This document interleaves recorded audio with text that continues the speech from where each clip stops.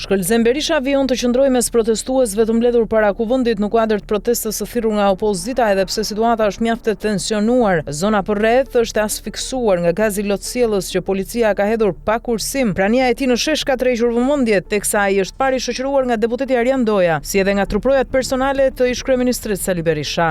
Shkëlzem Berisha po qëndron pranë protestuesve për një kohë të konsiderueshme, duke ndjekur nga afër zhvillimet, ndërsa jati i tij, kryedemokrati Sali Berisha, ka shkuar që pas mbarimit fjalimit direkte në selinë e Partisë Demokratike. Sipas informacioneve, Berisha po ndjek nga selia blu të gjithë situatën dhe zhvillimet mbi protestën, si edhe koordinimin politik dhe organizativ të saj. Ndërkohë, pas shpërthimit të dhunës përpara kryeministrisë, ku protestuesit hodhën molotov dhe policia reagoi me gaz lotësjellës dhe mjete të blinduara me ujë, protesta e opozitës u zhvendos te kuvendi. Turma u rigrupua përpara godinës së parlamentit, ndërkohë janë regjistruar jo pak përplasje mes protestuesve dhe forcave të policisë, ndërsa këta të fundit janë kundër përgjigjur me gaz lotësjellës në masë. Ndërkohë, nga pamjet e fundit që kanë qarkulluar, një i ri adoleshent është plagosur në kokë dhe po merr mjekimin e duhur pasi autoambulanca mbërriti në vendngjarje. Deputetët e Partisë Demokratike po i bëjnë thirrje minut pas minute forcave të policisë të mos agravojnë situatën. Ndërkohë, pas gazit lotësjellës, policia ka vënë në lëvizje autobotët me ujë për të shpërndarë qytetarët protestues.